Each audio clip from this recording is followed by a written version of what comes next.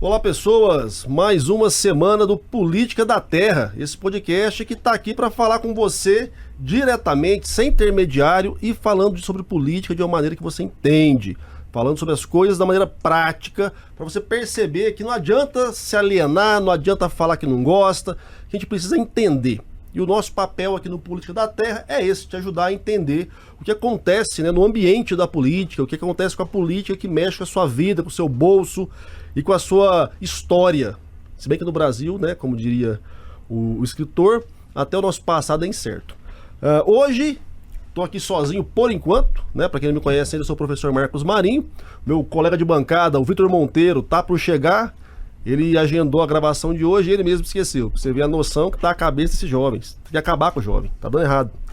Mas vamos tocar o nosso barco por enquanto até o Vitão chegar, batendo aquele papo maroto sobre as questões políticas da atualidade, esse ano de 2022 que tá bem intenso e tenso. Hoje a nossa conversa é com o ex-deputado estadual Luiz César Bueno, do PT. Foi deputado por 2 mandatos, vereador, já tem uma história longa. Hoje ele é diretor parlamentar da ALEGO, que é a Assembleia Legislativa aqui do estado de Goiás, para você que é de fora. Deputado, seja bem-vindo e muito obrigado pela generosidade de falar com a gente. Uma satisfação muito grande conversar com vocês, como integrante da direção nacional do Partido dos Trabalhadores e também como um professor que está ansioso para debater a conjuntura política, debater a conjuntura econômica e os rumos do país no processo eleitoral que terá início agora no segundo semestre de 2022. Aliás, já está em andamento, Tem uma pré-campanha em andamento e o país com certeza vai se debater na sua integridade durante esse processo eleitoral. Uma satisfação falar contigo, Marcos, com o Vitor Monteiro e com todos os ouvintes desse podcast do Spotify da Terra FM. Maravilha. Então vamos começar por um tema que está na pauta do dia. Bolsonaro na Rússia. É uma questão polêmica, Porque quem está acompanhando um pouquinho dessa história sabe que há ali uma tensão em nível mundial e talvez a pessoa menos preparada para estar no meio desse rolê agora seria o nosso presidente. Mas foi para lá, parece que está começando a desescalar a tensão entre a Rússia e a Ucrânia. Na minha leitura, eu estava conversando mais cedo com o meu amigo Marcione Barreiro, o homem que comanda as picapes, que foi um grande balão de ensaio do Putin. Mas qual a sua percepção sobre isso, deputado? O que o Bolsonaro foi fazer lá? Olha, primeiramente é importante analisar aqui com todos vocês que a política externa do governo Bolsonaro tem sido um desastre total. Desde o momento que ele taxou a primeira-dama francesa de extremamente feia, horrorosa, isso em cadeia de rádio, de televisão, em todas as redes sociais, ele já criou ali uma deselegância muito grande com o presidente da França. A partir daí foi um desastre toda a política de relacionamento com os países da América do Sul. Ele apostou na derrota do atual presidente dos Estados Unidos, o que não aconteceu. Ele apostou na vitória do Trump, o Trump não ganhou e posteriormente conseguiu ser um arraso toda a política de relacionamento com a Europa. Atacou os chineses, taxando os comunistas chineses de todo tipo de péssimos nas negociações, e todos nós sabemos que a China é o principal parceiro econômico do Brasil, inclusive compra a nossa soja, compra a nossa produção agrícola. É necessário ter um relacionamento bom com os chineses ou com qualquer país, independente de religião, independente de convicção política e ideológica. E agora ele se vê enfiado na Ucrânia, na Rússia, onde eu duvido que ele terá a recepção de chefe de Estado, e o que nós estamos percebendo é que ele procura ali naquele, vamos dizer assim, naquele estupim de pólvora que se tornou a Ucrânia, fazer uma bandeira política eleitoral para ter reflexo aqui no Brasil. Eu acredito que ele não tem muito a contribuir, até porque a Europa é uma nação pacificada. Eu não acredito numa guerra da Ucrânia com a Rússia. Entendo que ali existe algumas questões de fronteiras, algumas questões de etnias, que a Comunidade Econômica Europeia, que a União Europeia e todos aqueles que defendem a integridade da Europa terá condição de resolver pacificamente, mas ele está procurando um holofote internacional ou dar opinião como um capitão de guerra. Capitão de guerra ele nunca foi, que ele nunca deu um tiro. Aliás, os vídeos que ele posta em clubes de tiro no Brasil mostra que ele não sabe sequer manusear uma arma. Foi um capitão expulso do exército. Foi para a reserva de forma forçada, através de uma explosão midiática de fake news, virou-se presidente do Brasil e está aí a realidade conjuntural do Brasil. Portanto, eu acredito que ele tenta procurar um holofote, tenta procurar um mote eleitoral com essa crise diplomática e de tensão militar que existe entre a Ucrânia e o presidente Putin da Rússia, ter um reflexo sobre ele. Só que veja o desenrolar desse fato daqui a alguns dias. Acredito que não será uma operação internacional bem sucedida, como não foram as outras. De fato, diplomacia não é bem a melhor característica do governo Bolsonaro, haja vista os ministros que passaram por lá, né? Ernesto Araújo completamente abilolado e mais uma série de pessoas que só serviram para tumultuar ainda mais as nossas relações internacionais, como você bem colocou. Mas é interessante perceber, deputado, que em ano eleitoral, de fato, qualquer coisa pode servir de bandeira, pode servir aí de holofote para a campanha, como foi bem colocado. Tanto para Bolsonaro quanto para todo mundo que vai tentar disputar ali o trono do Bolsonaro. Pensando nisso, né, pensando pela sua experiência já na atividade política, né, de ter ocupado mandato, de estar hoje como diretor da Assembleia, de ser diretor do PT, quais seriam então hoje os principais pontos de, vamos dizer assim, de ataque que a oposição poderia fazer ao governo Bolsonaro? Eu acho que para além dessa pauta moral idiota que ele tenta emplacar sempre, mas em nível conjuntural mesmo, de macroeconomia, microeconomia, e quais seriam talvez os melhores pontos que a oposição poderia trazer para contribuir com um debate mais produtivo para esse ano eleitoral? Olha, veja bem, o atual governo Bolsonaro, ele é o principal opositor dele mesmo. Se ele continuar desenvolvendo essa tática e essa estratégia de governo, quem beneficia com todas essas ações que ele desenvolve é a oposição. Agora, quem fica muito prejudicado é a população, é o povo brasileiro. Vamos enumerar aqui alguns aspectos. A política internacional, conforme nós dizemos, foi um atraso, um arraso. Na questão econômica nem se fala. Hoje o comércio não vende e a indústria não produz. Nós temos um número considerado de 14 milhões de desempregados, uma inflação que já supera os 2 dígitos e, fundamentalmente, vivemos um processo em que o país começa a ter uma inflação significante. E a inflação alta, ela faz uma explosão nos preços e reduz o salário e a renda da população. Reduz a renda dos comerciantes, dos empresários, reduz a renda dos profissionais liberais e reduz a renda dos trabalhadores. Por outro lado, desencadeia uma onda inflacionária muito acentuada. A população sente isso quando para o automóvel no posto de gasolina e abastece o carro com litros de gasolina custando mais de R$7, quando chega no supermercado e compra um pacote de café de 500 gramas e paga R$20, quando pega o conjunto das compras do carrinho e entra dentro do caixa para pagar.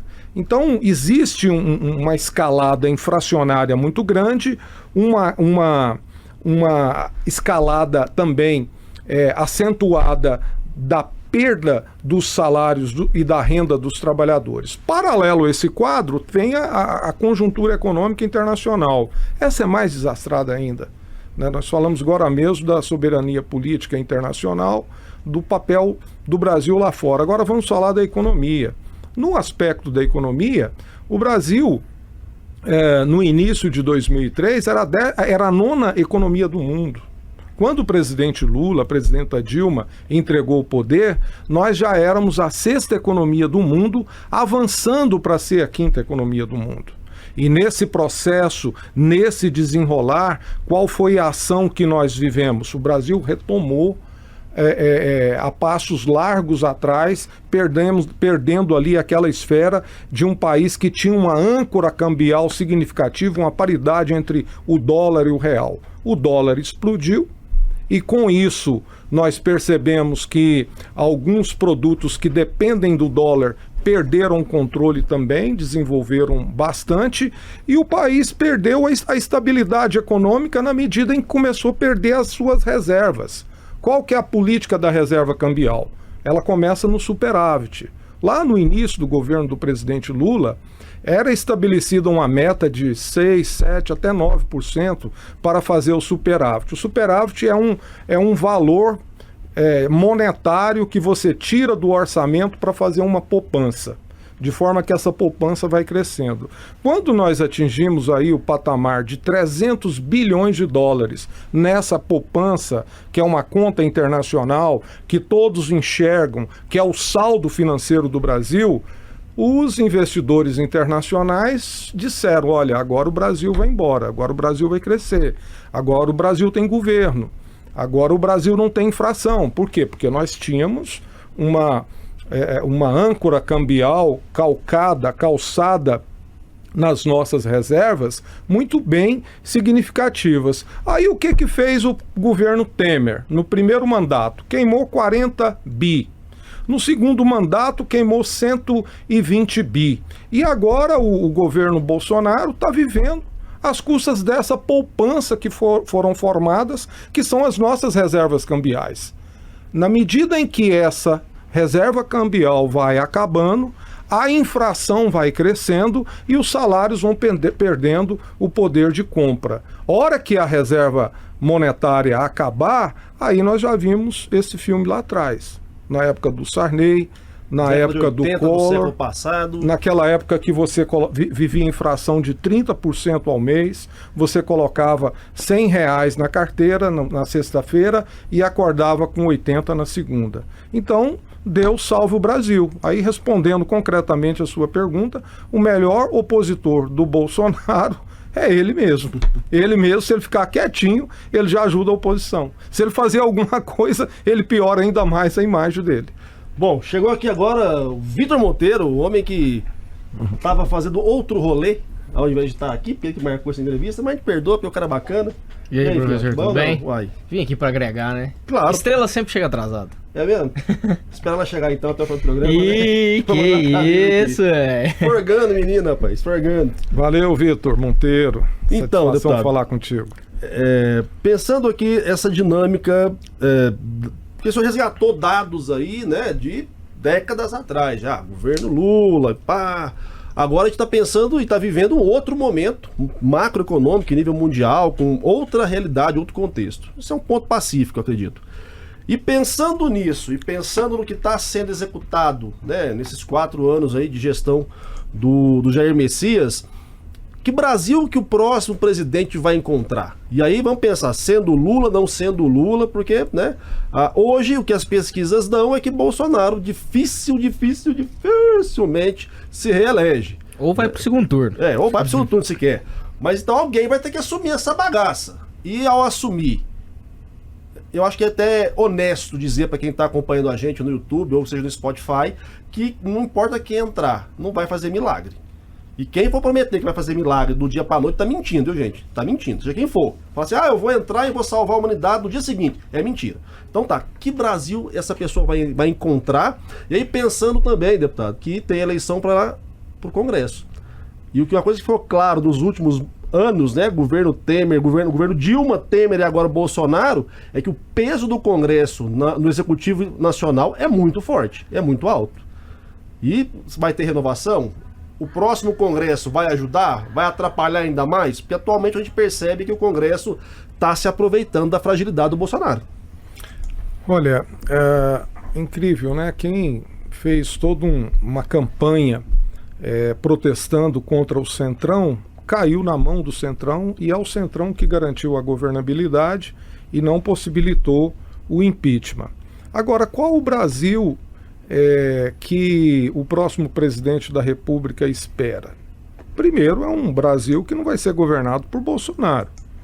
Aliás, com algumas pesquisas qualitativas que estão sendo feitas, mostram claramente a possibilidade de, se não ter segundo turno, não será com o presidente Bolsonaro. Pode ser o presidente Lula com outro candidato que venha estar na disputa. Mas o presidente Lula trabalha muito hoje numa unidade nacional pelo desenvolvimento do país, envolvendo todos os setores que defendem a democracia, inclusive para ver se mata essa eleição logo no primeiro turno. Nós acreditamos que vai ter 2 turnos, mas as pesquisas já mostram um primeiro turno. Agora, com certeza vai ser um Brasil enfiado na crise. O Brasil que vai ser herdado, vamos dizer assim, que vai ser recebido pelo próximo presidente, vai ser um país mergulhado na crise, com dólar disparado, com uma inflação muito grande, com o desemprego chegando aí à casa dos 15, 16 milhões de desempregados. Hoje nós temos 14 milhões de desempregados, é um dos maiores índices que nós temos. Quando a Dilma Rousseff entregou a presidência da República, deixou 3 milhões e meio de desempregados, e nós temos um país desacreditado internacionalmente. Um país que acaba com as florestas, que faz o desmatamento irresponsável da Amazônia, um país que consegue, dentro da questão fiscal, não ter feito a reforma tributária, aquela reforma tributária que o tanto Paulo Guedes falou não foi feita, aquela reforma política que tanta tentou se fazer, não foi feita, enfim, um país que precisa das reformas, um país que precisa retomar o desenvolvimento econômico, que o comércio precisa vender e a indústria voltar a produzir. Para isso, Marcos e Vitor, as pessoas precisam ter dinheiro no bolso.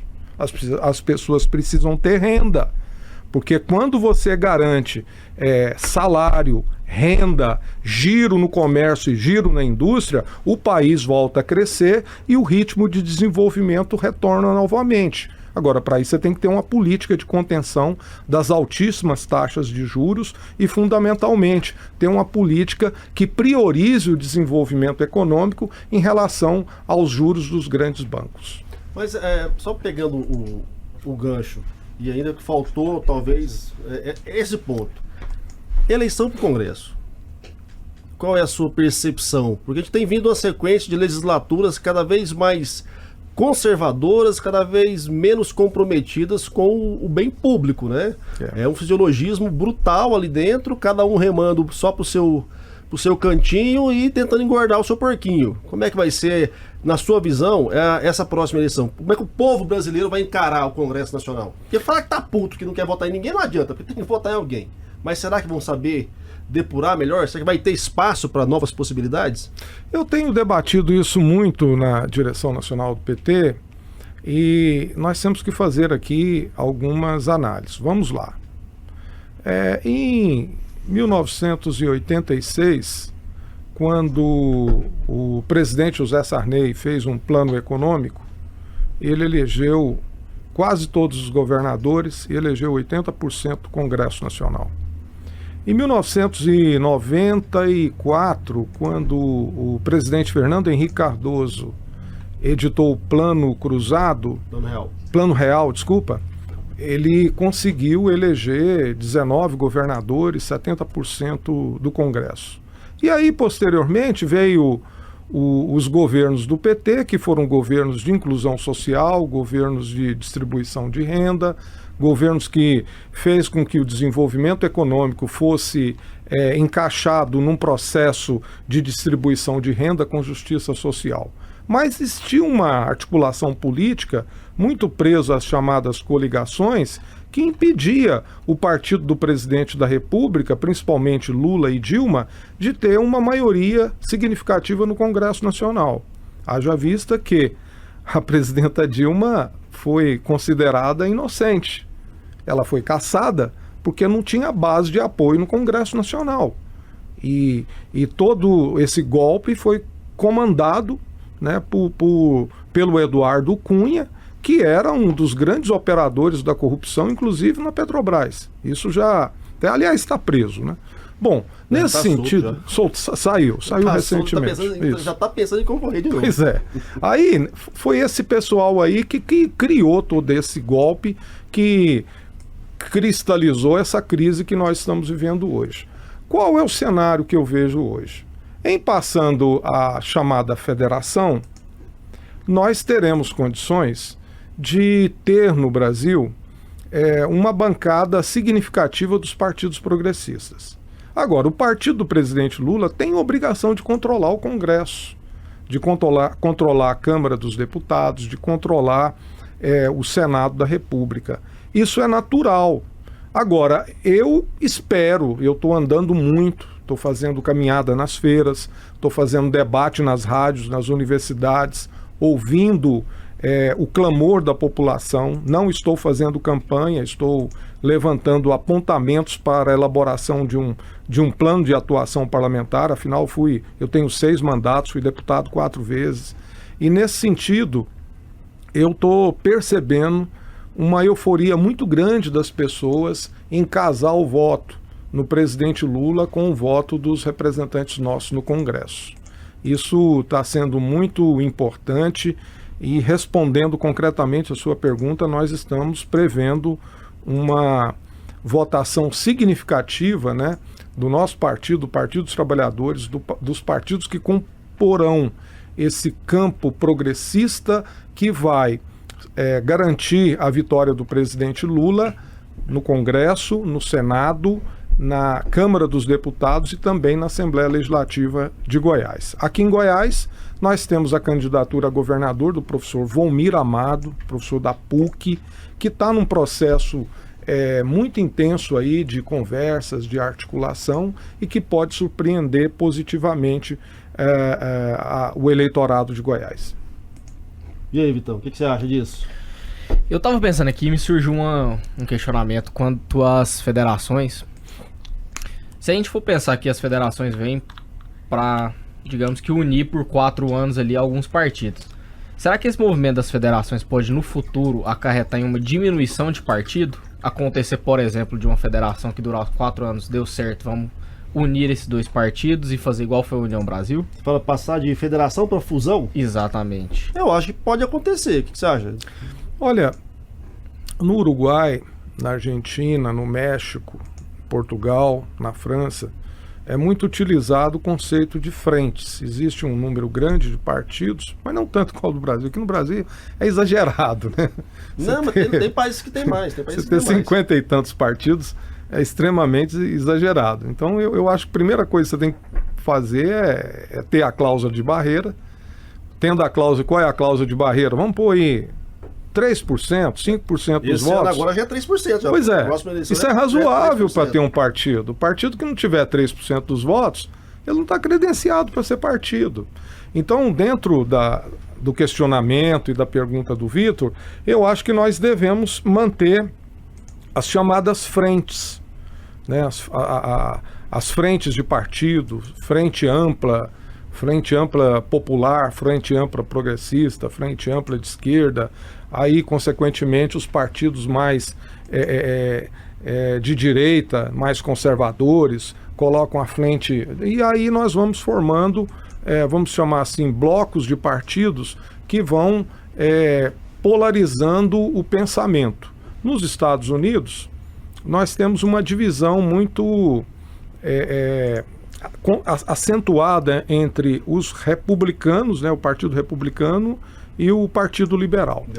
Democrata. Aqui no Brasil existiu uma polarização muito grande aí nas últimas eleições entre o Partido dos Trabalhadores e o PSDB, né, praticamente nas 3 eleições anteriores. Agora uma nova configuração vai acontecendo e eu concordo, né, com o Vitor que as frentes poderá aglutinar lá na frente as chamadas fusões. Agora é necessário reduzir o número de partidos. O excessivo número de partidos cria um tumulto muito grande na cabeça das pessoas, dificulta o trabalho da legislação eleitoral e, afinal, nós não temos tantos conceitos ideológicos quanto o número de partidos. Então você tem partido aí determinada religião, então ele se cristaliza enquanto partido, mas cada igreja não precisa ter um partido, né? Pega o partido lá do evangélico e montam só, e consequentemente os setores sindicais, os setores ligados ao empresariado, e você forma um número máximo aí de 8, 12 partidos, que eu acho que é o número de partidos que nós deveríamos ter no Brasil, de 8 a 12. A minha pergunta é muito no sentido também, que a gente recebeu aqui o Rubens Ottoni, né? E ele comentou a questão de se fazer muitos deputados para justamente ter um controle, digamos, do Congresso.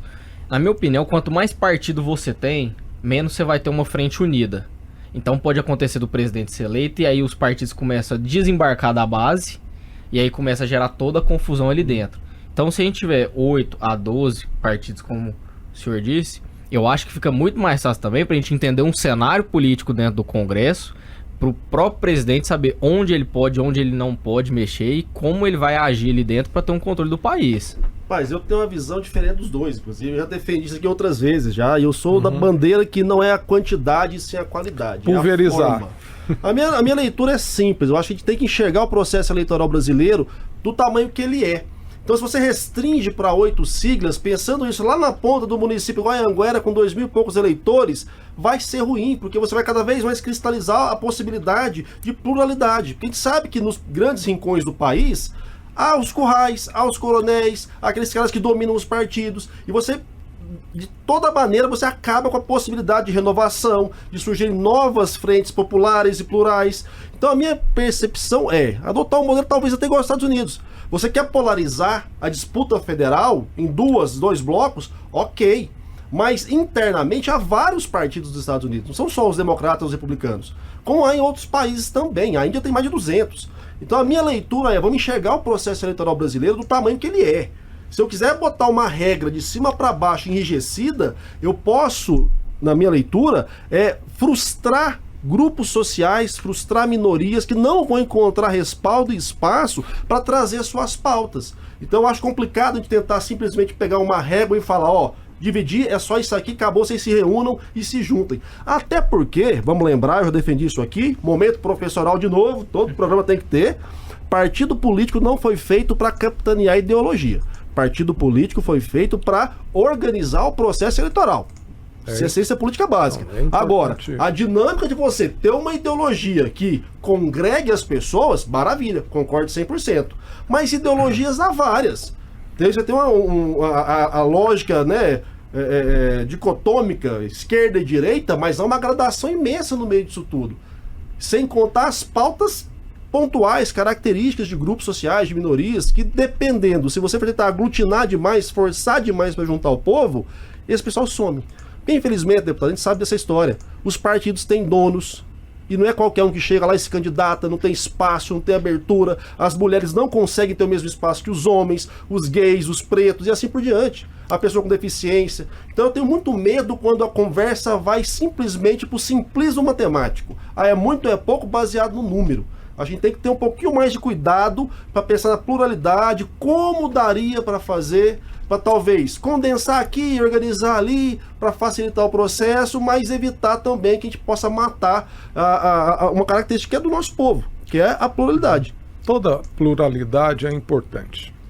Aí você tem muita razão quando coloca a questão do papel do partido político.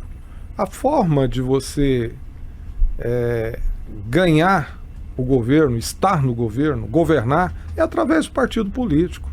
Ninguém vai ocupar o governo através de um sindicato ou de uma religião ou de um grupo racial explicitamente. É necessário ter um partido, esse partido tem que ter um programa, tem que ter um manifesto, tem que disputar as eleições, tem que elaborar uma proposta para o país. Então, a importância dos partidos políticos são extremamente necessárias. Agora, se você for criar partido político por segmento social, por categoria econômica, por categoria religiosa, por classe sindical, aí nós teremos 200, 300 partidos.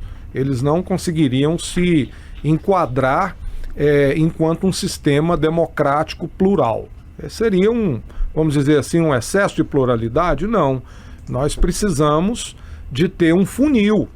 Né? Por exemplo, quero citar o caso da monarquia em Portugal.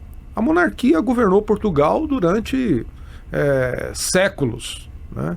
E o partido monarquista, tanto lá quanto em outros lugares, sempre teve uma representação grande. Há 30 anos que o partido monarquista português elege um deputado. Importante. Nem um deputado não teve na última legislatura. É o Partido Monárquico Popular, Partido Popular Monárquico, é um negócio assim. Não, eles elegeram um deputado numa coligação nos Açores. Acho que é o único lugar que existe lá. Inclusive, certa vez eu encontrei esse deputado monarquista. E a dinâmica interessante de Portugal é que eles têm essa fragmentação. Sim. Tem partidos que concorrem na eleição só da junta de freguesia. Sim. Ou só em nível da cidade, que Sim. é outro nome aqui. Mas olha a importância. Os espaços, eles são distribuídos em função do tamanho do partido. Agora, se você pega 50 partidos e coloca no tempo de televisão ou num tempo de distribuição do fundo eleitoral, você começa a tratar os desiguais como iguais. É uma questão assim que precisa ser necessariamente ter um olho clínico. É você perceber que é necessário ter uma cláusula de barreira. E aí no início do programa aqui, conversando contigo, você falou 3%, que já é essa próxima. É uma cláusula interessante. Entendeu? Pode ter 200 partidos, organizações. Agora, para entrar, quer dizer, você vai disputando as preliminares, sim, né? Sim. Para entrar no jogo, você tem que ter uma base de 3%. Se considerar que o topo é 100, é um número razoável. Eu penso que para funilar no processo nacional, até acho que é coerente, né? Criar a primeira divisão, a segunda divisão. Ok. Agora, o que me chamou a atenção na sua fala é assim... ok, tem a questão dos partidos, eu também sou muito favorável a que os partidos tenham de fato um programa, tenham um projeto, e de fato criam uma amálgama de pessoas que defendem aquela bandeira. Acho que é muito válido e realmente daria mais condição de melhorar e depurar o processo democrático. Agora, vamos ser honestos também, os partidos não têm controle nem da sua própria base. Galera entra lá pelo partido, trai o próprio partido, vota tudo espiticado, ou seja... Ter o partido enquanto elemento aglutinador dos mandatos também não garante que você vai ter essa unidade. Nem para governar, nem para legislar, nem para nada. O que a gente mais vê acontecer aí é juntar aquela bancada no dia da eleição, todo mundo pegou carona no candidato lá majoritária, beleza.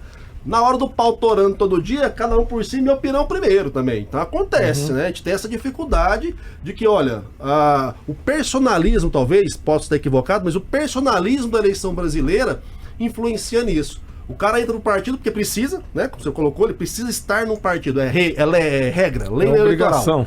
Agora, o cara vai e ele se acha maior do que o partido. E aliás, pela democracia ninguém, poderia ter, né? Acho que a nossa legislação permite, acho que a candidatura avulsa, né? Já tentaram passar, mas ainda não. E eu acho interessante, tem muita gente que defende a redução dos partidos e defende a candidatura avulsa. Eu falei, irmão, mas você tá me quebrando aí. Você não tá sendo coerente. Aí vão ter 1000 candidaturas avulsas. Pois mas desde que a candidatura atinge um percentual, eles têm que ter alguns limites, né, que venham colocar nesse sentido. Mas assim, vamos... A majoritária é o cara que tem mais. Aí o T mais é independente. Pois é, mas ele tem que entrar lá lá no fim da fila. De repente o próprio Bolsonaro quase teve uma candidatura avulsa, ele entrou lá no fim da fila, criou um movimento, espalhou fake news para Deus e o mundo, ninguém dava qualquer tipo de condições para ele criou as condições e ganhou as eleições. Mas não foi a primeira vez, né? Fernando Collor também veio no PRN, que era um partido que não existia, né? Ou seja, outro exemplo, pegou o PRN porque precisava ter um partido. Exatamente. Porque se não precisasse de partido, ele seria eleito do mesmo jeito. Então são esses acontecimentos pontuais que acontecem na história do Brasil, que vem acontecendo durante os últimos anos. Agora, nós temos que começar a focar a democracia brasileira para os próximos anos. Nós temos que formular uma política de desenvolvimento econômico para o Brasil, com justiça social, com fortalecimento da democracia, para o próximo século. Não é só para os 80 anos que falta desse século, não. Nesse sentido, alguns conceitos são importantes. O primeiro conceito é fortalecer a democracia. Quando você fortalece a democracia, você combate o nazismo, combate o fascismo e combate o autoritarismo. A outra questão é você conseguir fazer com que o país tenha uma legislação moderna. Nesse sentido, é importante ressaltar. Nós temos uma Constituição que foi formulada por homens inteligentes e importantes como Franco Montoro, Leonel Brizola, Ulisses Guimarães, Mário Covas, Luiz Inácio Lula da Silva, Henrique Santilo aqui de Goiás e outros tantos, né? Tancredo Neves, e formularam uma Constituição para um regime parlamentarista. E, lamentavelmente, alguns anos depois, tivemos um plebiscito, e o plebiscito determinou que o modelo de governo no Brasil será o presidencialismo. Com isso, nós ficamos tendo um país com uma Constituição parlamentarista e um governo presidencialista. Aí é isso que nós estamos vendo aí. O executivo acha que manda, o parlamento tem certeza que manda, e o judiciário tem certeza que é ele que decide. Ou seja, perdeu-se o equilíbrio, né, e até mesmo as funções dos poderes, um poder entra no outro. Eu falo como deputado, quantas vezes o parlamento queria tomar uma decisão diferente da do governador, aí o governador intervia lá e mudava toda a posição do parlamento, que não era para prejudicar, era para contribuir. Da mesma forma, quando nós vemos algumas decisões do Supremo, do Poder Judiciário, ser questionado, né? Você pega, por exemplo, o sistema de compras. Você vai comprar um copo pela iniciativa privada, você compra por R$2. Se você vai comprar para a iniciativa pública, ele custa 10. E ali você tem o Tribunal de Contas fiscalizando, o Ministério Público fiscalizando, os poderes, câmaras municipais, assembleias legislativas fiscalizando, as corregedorias fiscalizando, todo um processo, os controles internos fiscalizando, e vira isso que nós estamos vivendo aí.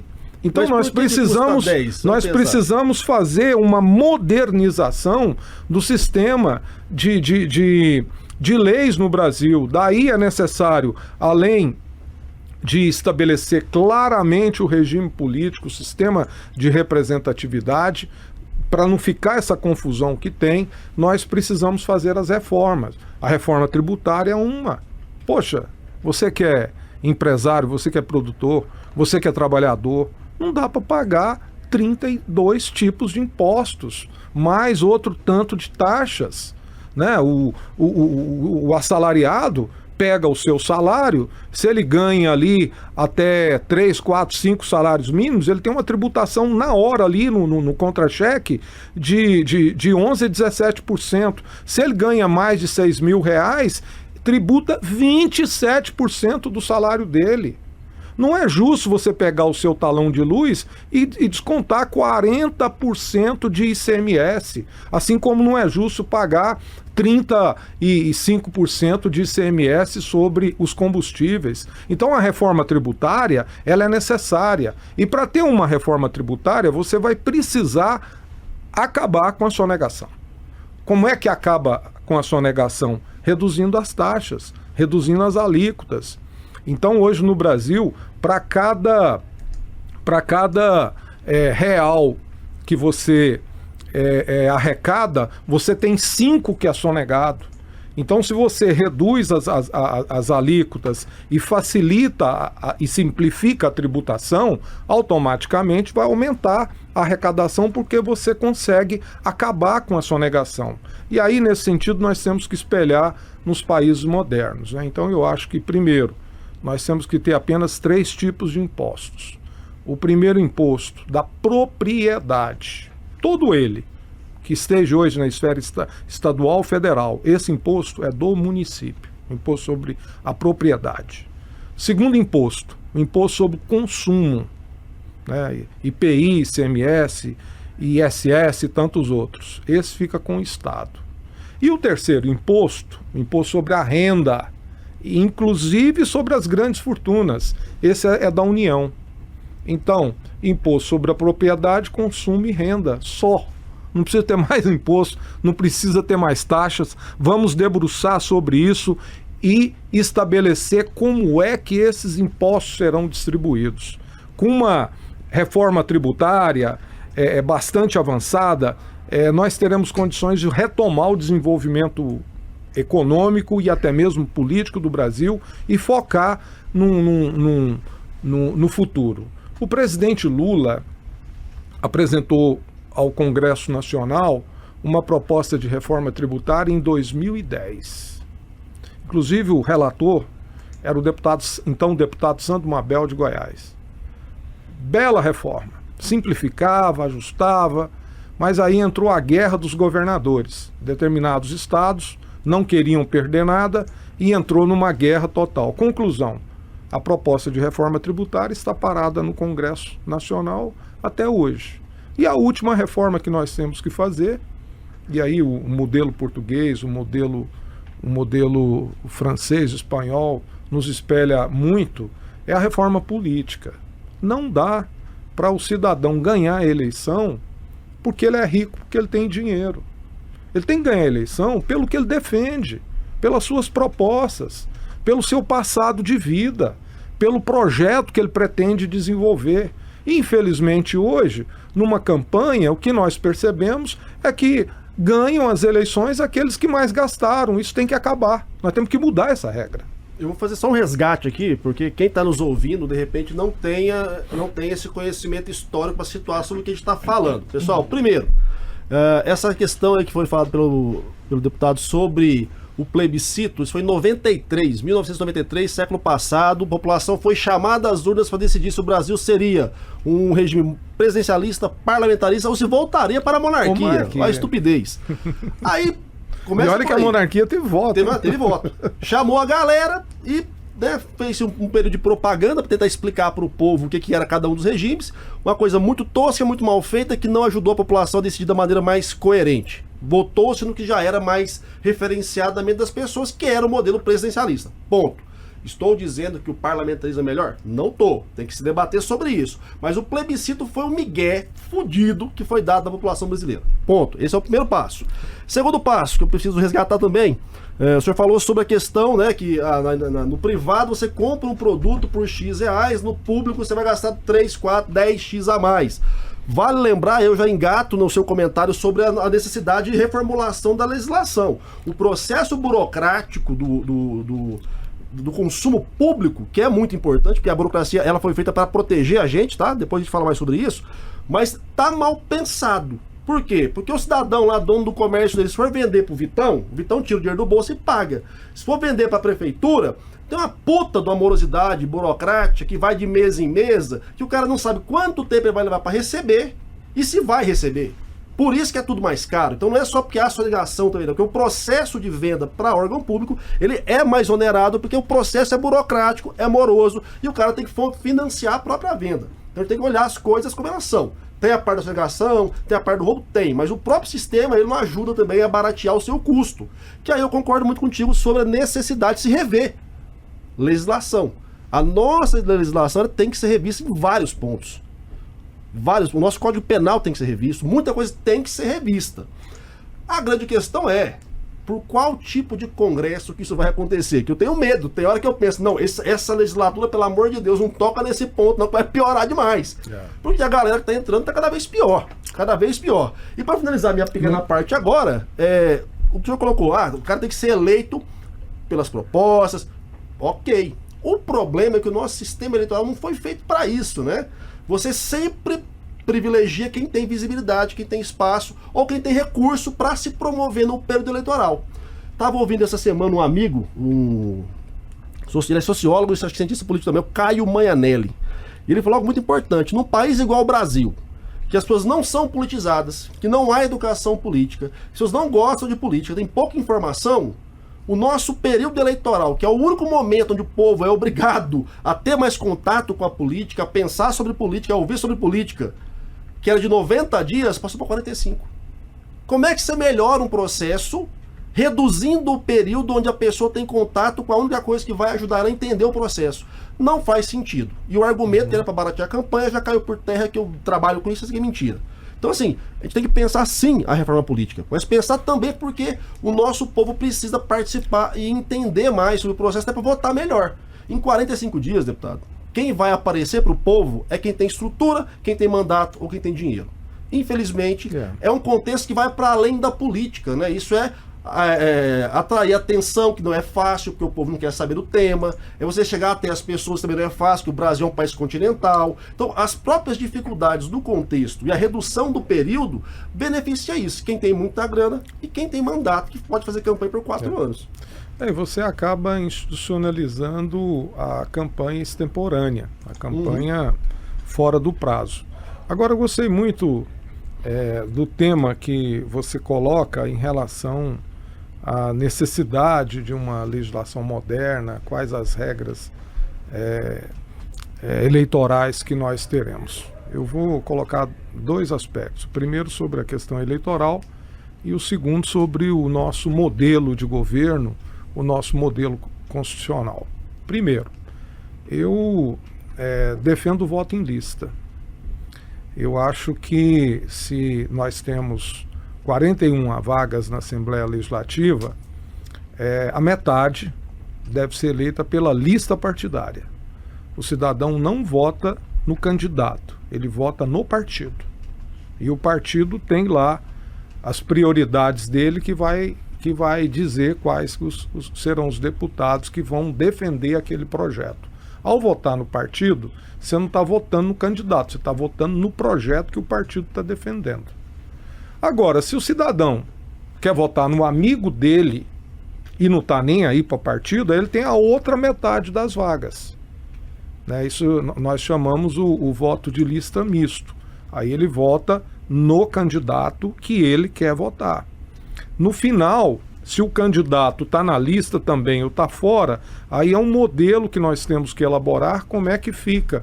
Com isso, você politiza a campanha e faz esse exercício que você cobra, e eu concordo contigo, realmente, os poucos momentos que a população tem para participar são esses momentos de eleição. Então você chama o eleitor a debater o projeto do partido. Daí a importância do voto de lista, né? O segundo aspecto, aí eu sou minoria no meu partido. Talvez sou minoria aí no mundo jurídico, na advocacia, mas eu sou ousado, eu gosto de dizer isso.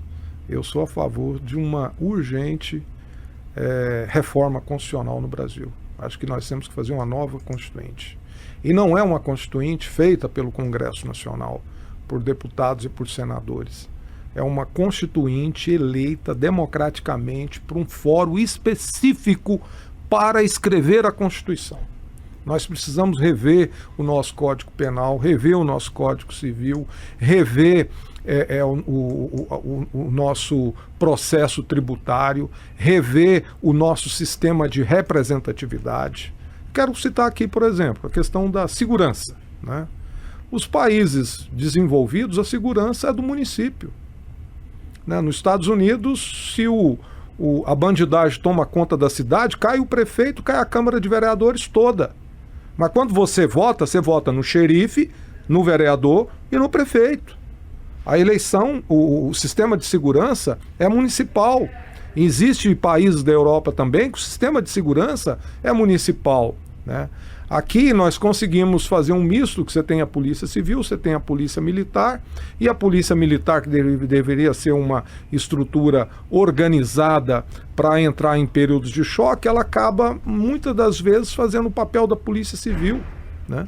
Então é necessário achar um modelo. Em municípios maiores você tem a Guarda Civil Metropolitana. E ainda tem, ou seja, aí você cria uma terceira força, entendeu? Então, nesse aspecto da segurança, vamos espelhar na questão da saúde, não, da educação. Da saúde e da educação. A educação, ela avançou muito quando você obrigou os municípios a investir 25% em educação.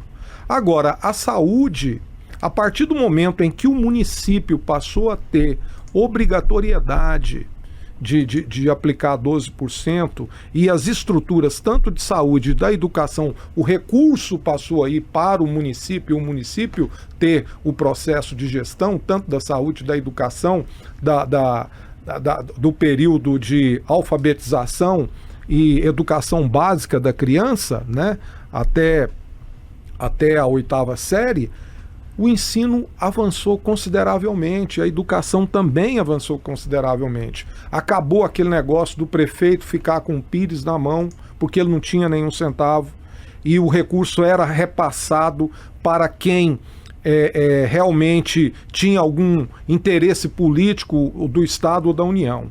Então, esse processo de municipalização da saúde e da educação mostra também que nós deveríamos avançar em relação à questão da segurança pública.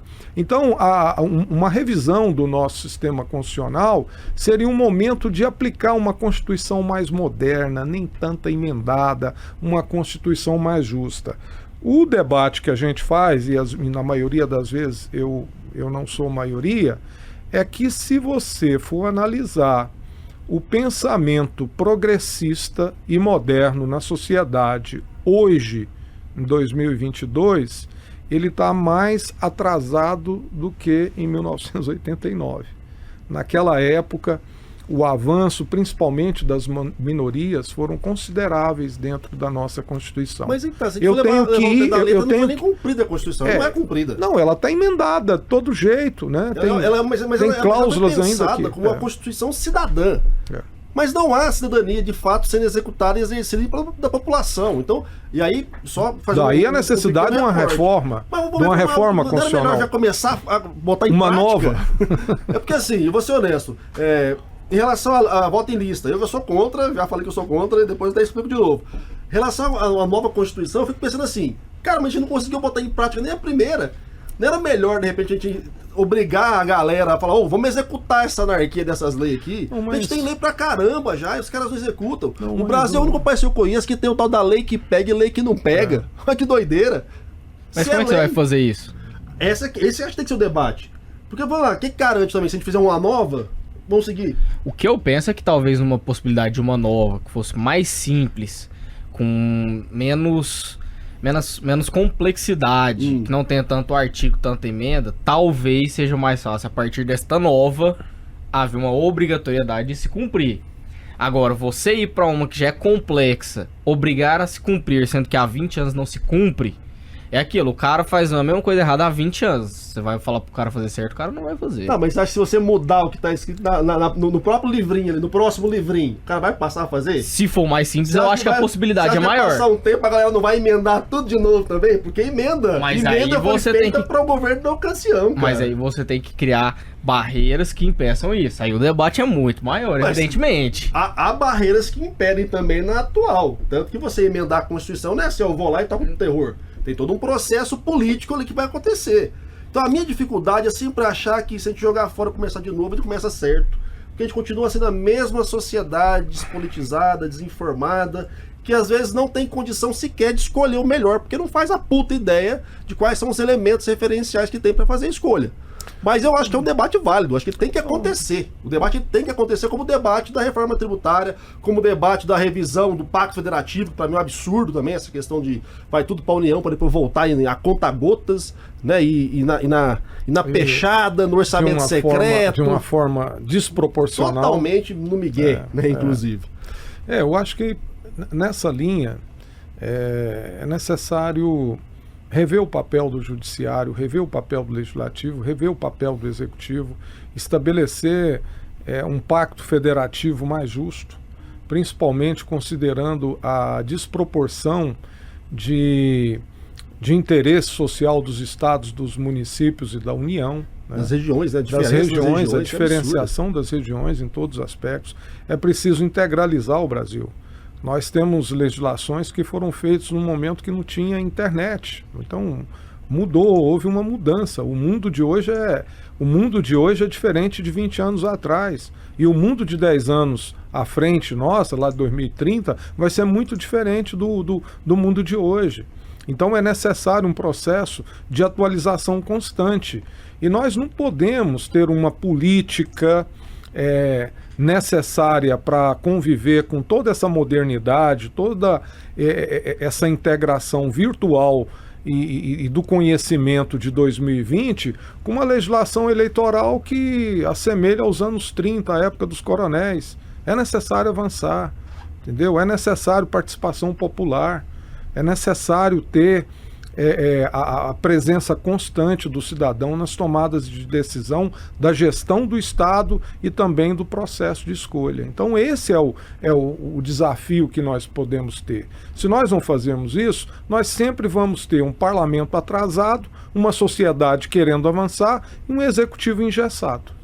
É interessante que o senhor comentou muito sobre Portugal. Eu gostei muito, quando eu morei em Portugal, do modelo que eles têm de divisão de esferas de poder, que eles têm lá chamadas juntas de freguesia, né? Eu tenho uma história. Como se fossem os bairros ali. E aí cada bairro tem a sua mini câmara. Não. E a coisa funciona de uma maneira brilhante ali. Deixa eu te citar um exemplo. Eu estive em Sintra, Belíssima a reunião cidade. da Câmara Municipal. Aí a Câmara Municipal tem 6 vereadores. Aí veja só, o mais votado, além de ser o presidente da Câmara, é o prefeito. Aí o outro vereador, além de ser vereador, é o secretário de Finanças. Aí o outro vereador é o secretário de Educação. Aí eles votaram as leis, aí falaram, gente, temos que trabalhar, vamos embora. Aí eles deixaram de ser vereador, o presidente da Câmara foi ser prefeito e os vereadores e secretários vão tocar o governo. Quer dizer, a Câmara faz as leis e governa. Bem mais enxuto o processo. Achei muito interessante, que eu estava acostumado assim, eu pensava que ali tinha uma espécie de primeiro-ministro, né, que fazia o papel da Câmara com o Executivo, que tinha um prefeito eleito. Para isso, não, cidades pequenas não pode dar o luxo de ter vereador e prefeito, não, tem que ser o máximo de enxugamento possível. Sim, da e o estrutura. processo você tá com as esferas de poder mais próximas do local, da rua, do cidadão do bairro. É só a dificuldade que eu vejo no Agora, nosso um país modelo também, desse né? aqui no Brasil seria complicado. Sim, mas é o que você está colocando. Principalmente em algumas cidades. É o que você está colocando. A gente tem que pensar e analisar a nossa realidade, buscar exemplos, buscar modelos e ir fazendo a nossa adaptação. Achar que vai rolar um Ctrl-C, Ctrl-V no Brasil, não vai, porque nenhum país é igual ao Brasil. Há melhores e há piores, mas igual não tem. Esse é um grande fato. Bom, estamos já para o final aqui do nosso bate-papo. Vamos trazer agora aqui a brasa para nossa sardinha aqui, para quem não é do Goiás. Vamos falar do Goiás agora aqui. Como é que está o cenário aqui, pensando as eleições estaduais, eleição importante esse ano, né? Tem renovação na Assembleia Legislativa Estadual, tem governo, tem Congresso Nacional, mas pensando em Goiás, a sua estratégia, obviamente, porque você é um ator político, está no meio do jogo também, e pensando aí no próprio partido. Você comentou que o professor Volmir tem aí a possibilidade de ser candidato a governador pelo PT. Como é que está a jogada? Olha, primeiramente, estamos satisfeitos porque o presidente Lula nunca liderou pesquisa em Goiás. Nem em 2002, quando ele foi eleito com uma votação espetacular. Hoje o presidente Lula lidera com uma relativa folga as pesquisas em Goiás, em algumas com 6%, outras com 9%, até 11%, dependendo do instituto, as pesquisas aqui em Goiás. E isso faz com que ele seja um cabo eleitoral importante. A pergunta é, qual dos candidatos a governador irá ter o palanque do Lula? Irá apoiar o Lula e querer a transferência dos votos do presidente Lula para suas chapas. Vamos lá. O governador Ronaldo Caiado, não. Ele sempre foi um adversário do PT, o máximo que poderia cobrar dele é uma campanha amena. O prefeito de Aparecida, que é candidato também, né? Pelo menos é o que os seus articuladores garantem o tempo todo, ele pessoalmente já me garantiu isso, não dá sinais de querer apoiar o presidente Lula. Dá sinais de ter ficar de uma forma mais amena, né? Não tomar posição. Bom, sobrou para nós a possibilidade de lançar um nome que vai fazer o palanque para o Lula. Lançar um governador que vai colar naquele que vai ganhar a eleição para presidente em Goiás. E nós temos o nosso nome, é o professor Volmir Amado, professor da PUC, da Pontífica Universidade Católica de Goiás, uma pessoa muito articulada, na sociedade, representa um segmento importante representa a Igreja Católica, tem uma ação humanista, de defesa do conhecimento, de produção do conhecimento muito grande, e nós entendemos que ele está preparado para o debate. Ele é pré-candidato do Partido dos Trabalhadores, né, tem apresentado aí uma plataforma para a sociedade. Então eu posso dizer para ti, respondendo a sua pergunta, Marcos Marinho, que o Lula vai ter palanque em Goiás. E é um palanque bom, que vai garantir uma representação boa de deputados na Assembleia Legislativa e uma representação boa também no Congresso Nacional, com a eleição dos nossos deputados federais. A gente tem conversado muito aqui de bastidores, que a gente acredita que dessa vez 2 emplaca com certeza, né? Tá bem mais fácil o PT passar inclusive, de 1 para 2. O Marconi também teve reuniões com o Lula, né? Teve, mas já declarou que não quer saber do PT, que o eleitorado dele não ia aceitar bem essa possibilidade, então já disse que não vai rolar. Segundo o que eu li recentemente na imprensa, Marconi já descartou a possibilidade desse palanque Luma, como foi em 98, eu nunca vou esquecer disso, daquele comitê que eu falei lá no 86. Bom, e o seu projeto pessoal, como é que tá?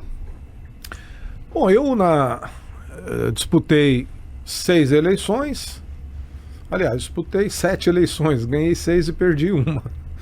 Perdi para o Senado, né? Perdi a eleição para senador. Entendia que aquele momento era importante participar do debate.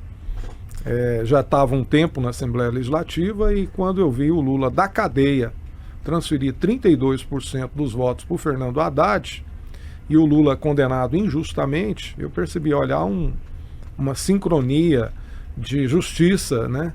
E de necessidade de apoio ao Lula, ao Partido dos Trabalhadores. Eu acho que nesse vácuo aí o Haddad ganha a eleição. Eu vou para Brasília como senador, se não for como senador, vou colaborar com um projeto presidencial. E o que aconteceu? Né? Aconteceu a facada. Depois daquela facada, tudo ficou difícil. Aliás, facada complicada, né? Até hoje não consegui explicar ela. Um negócio... Mas concretamente, aquela facada foi uma facada no coração do Brasil. O Brasil passou a ser o que é hoje.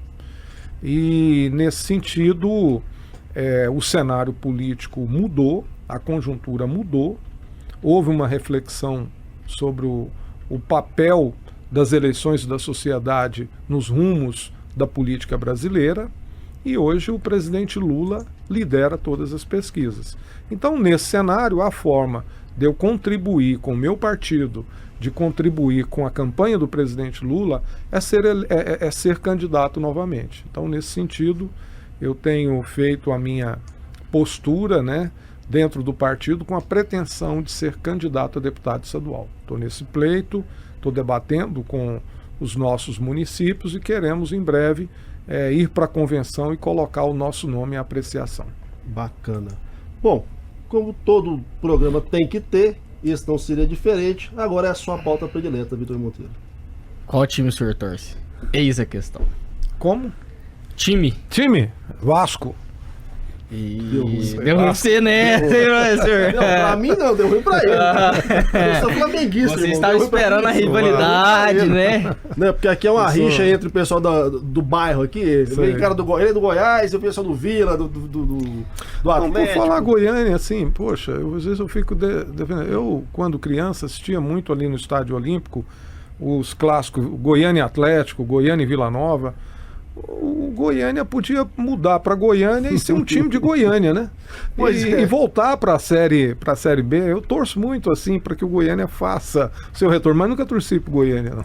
Meu pai, que infelizmente faleceu há 2 semanas, ele era um torcedor do Goiânia. Ele era cabia na Kombi. E ele cabia. Ele era do Santista, torcedor do Santos, mas aqui ele era torcedor do Goiânia. Eu lembro de uma vez ele me levar lá no campo do Goiânia, lá na Casa do Chapéu, longe lá pra em Aparecida. Lá em Aparecida. Perto de Bela Vista. É longe pra diabo lá. O sonho do torcedor do Goiânia era trazer o Goiânia para Goiânia. Eu acho que caberia, inclusive. Acho que seria um momento interessante.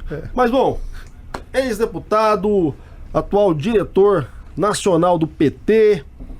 Muito obrigado, Luiz César Bueno, pela sua participação conosco, por ter tirado um tempo da sua agenda, ano corrido, ano de eleição, a gente sabe como é que é.